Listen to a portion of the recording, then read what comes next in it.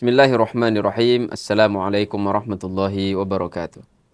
Alhamdulillahi rabbil alamin. Wassalatu wassalamu ala al-mab'uthi rahmatan lil alamin. Nabiyyina Muhammad wa ala alihi wa sahbihi ajma'in, amma ba'd. Fasubhanaka la ilma lana illa ma 'allamtana innaka antal alimul hakim. Rabbi shrah li sadri wa yassir li amri wahlul 'uqdatam min lisani yafqahu qawli. Para sahabat dakwah Muhammadiyah dimanapun berada, alhamdulillah pada kesempatan kali ini kembali kita bertemu pada program yang sama-sama kita cintai, program kajian ilmu hadis. Bersama saya Hanif Fahmi LCMA, kita akan membahas mengenai al-hadits al-mursal. Setelah sebelumnya kita membahas mengenai al-hadits al-mu'dhal. Kita mengenal apa itu definisi al-hadits al-mu'dhal. Ada persepsi tasawur yang mendasar mengenai al-haditsil mu'dhal. Contohnya tentunya hukumnya. Begitu juga pada kesempatan kali ini ya masih seputar hadis dhaif, khususnya yang berkaitan dengan dhaifnya suatu hadis karena sanad yang tidak bersambung, ya, yaitu al-haditsil mursal. Itu pembahasan kita pada kali ini. Apa itu hadis mursal? Al-haditsul mursal, hadis yang diriwayatkan oleh seorang tabi'i. Jadi ada seorang tabi'i. Tabi'i itu apa? Tabi'i itu generasi setelah sahabat. Mereka-mereka yang meriwayatkan dari sahabat. Ya. Yang mana guru mereka itu para sahabat Rasulullah SAW dan tidak sezaman dengan Rasulullah. Mereka tidak pernah sezaman dengan Rasulullah sama sekali. Maka ini tabi'i. Jadi ada seorang tabi'i merofa'kan hadis dari Rasulullah SAW. Ini seorang tabi'i. Ya. Misalnya Al-Hasan Al-Basri. Kita temui beliau, Al-Hasan Al-Basri, meriwayatkan satu hadis dengan mengucapkan qala Rasulullah SAW. Qala Rasulullah sallallahu alaihi wasallam, kata Al-Hasan Al-Basri. Maka ini mursal. Nah, itu gambaran umumnya seperti itu. Jadi ma rafa'ahu tabi'i ila Nabi sallallahu alaihi wasallam. Jadi hadis yang dirofa'kan oleh seorang tabi'i dari Rasulullah sallallahu alaihi wasallam, maka itu adalah hadis mursal. Ini adalah definisi para ulama hadis, ya. Yang mana memang sudah stabil penggunaan definisi atau memahami definisi ini dengan definisi yang tadi. Atau memahami istilah al-mursal itu definisi yang baru saja kita sebutkan. Memang ada definisi lain. Ya.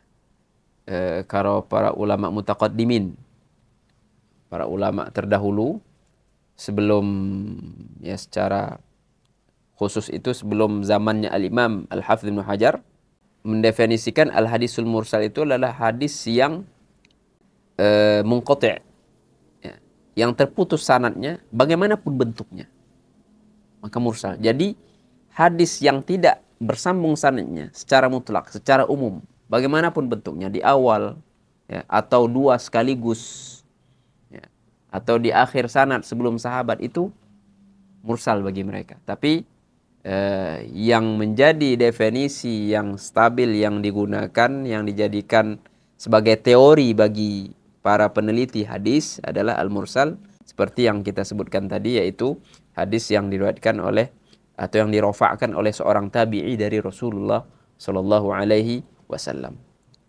Itu definisi al-haditsul mursal. Kemudian misal dari al-haditsul mursal, apa sih misalnya?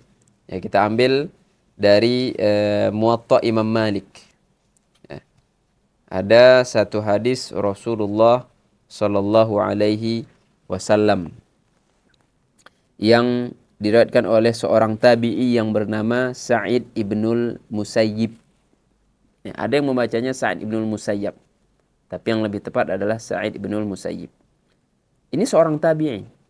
Beliau wafatnya itu pada tahun 93.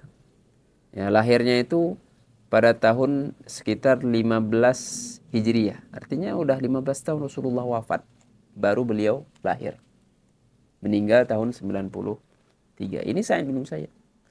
Ada di Muwatta Imam Malik bahwasanya Beliau berkata, anna Rasulullah SAW, bahwasanya, kata Sa'id Musayyab. Jadi nggak ada sanad antara Sa'id Musayyab langsung Rasulullah. Anna Rasulullah SAW naha an bai'il lahmi bil hayawan. Maknanya apa ini hadis? Bahwasanya Rasulullah SAW melarang untuk menjual daging dengan hewan. Jadi ini kan jual beli, ya. Tapi nggak pakai duit, barang sama barang. Saya bawa hewan, kambing, ya. Kemudian pihak kedua, pihak lain memberikan kepada saya daging yang sudah jadi daging, yang sudah disembelih, beberapa potong. Ini dilarang oleh Rasulullah SAW. Ini makna hadis tersebut.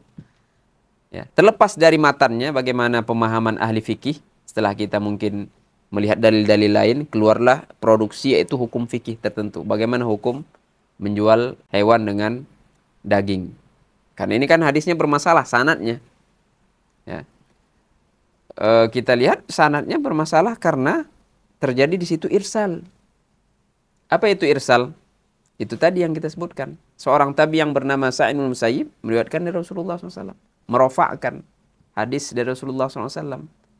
Seperti yang baru kita sebutkan. Seharusnya ada seorang sahabat dong. Tapi nggak disebutkan. Ya.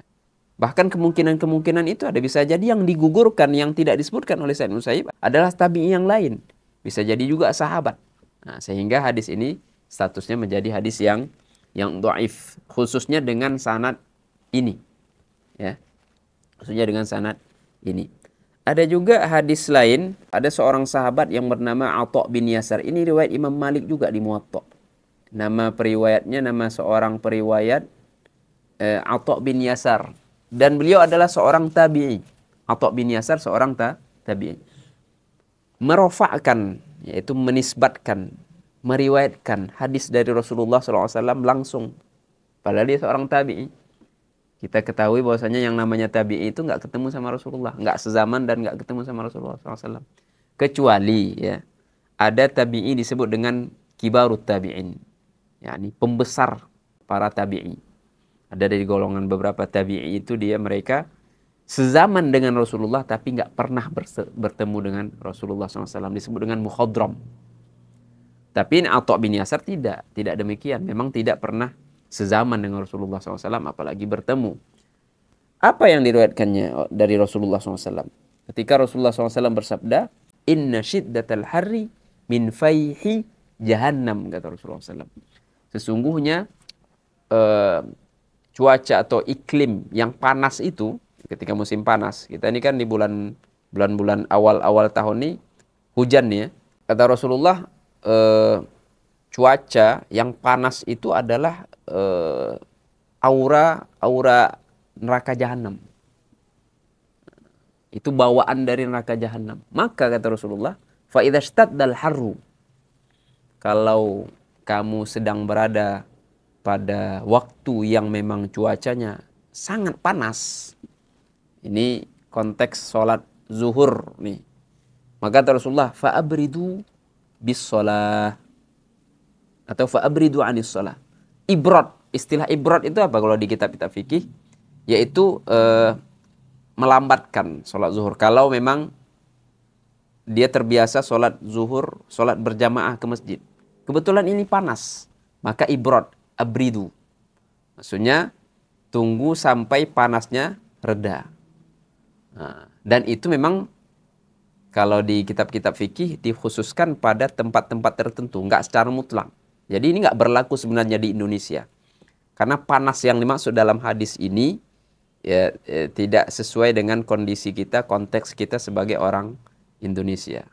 Hanya di daerah-daerah tertentu seperti di Makkah, ya, di Yaman misalnya. Ini ibrad ini berlaku di situ. Terlepas dari isi matannya, karena para ulama fikih menerima hadis mursal. Tapi kita berdasarkan ini kan perspektif ahli hadis. Ini hadis bermasalah. Kenapa? Karena hadisnya mursal, diriwayatkan oleh seorang tabi'i dari Rasulullah SAW. Jadi itu dua contoh untuk hadis mursal. Semoga kita pahami. Tentunya hukumnya bagaimana? Hukumnya dhaif. Ya. Kalau kita merujuk pada ahli hadis mayoritas ahli hadis mendhaifkan hadis mursal. Ya, jadi dibutuhkan jalur lain dari suatu hadis ketika kita menemuinya mursal, harus ada jalur lain yang menguatkan, disebut dengan mutaba'ah. Ya, ketika penguat tersebut layak untuk menguatkan hadis mursal tersebut, hadis mursal ini, maka hadis mursal ini bisa diamalkan. Ya, jadi demikian penjelasan singkat mengenai hadis mursal, semoga bermanfaat. Wallahu a'lam wa ahkam. Wa sallallahu wasallam ala nabiyyina Muhammad wa ala alihi wa sahbihi ajma'in walhamdulillahi rabbil alamin. Wassalamualaikum warahmatullahi wabarakatuh.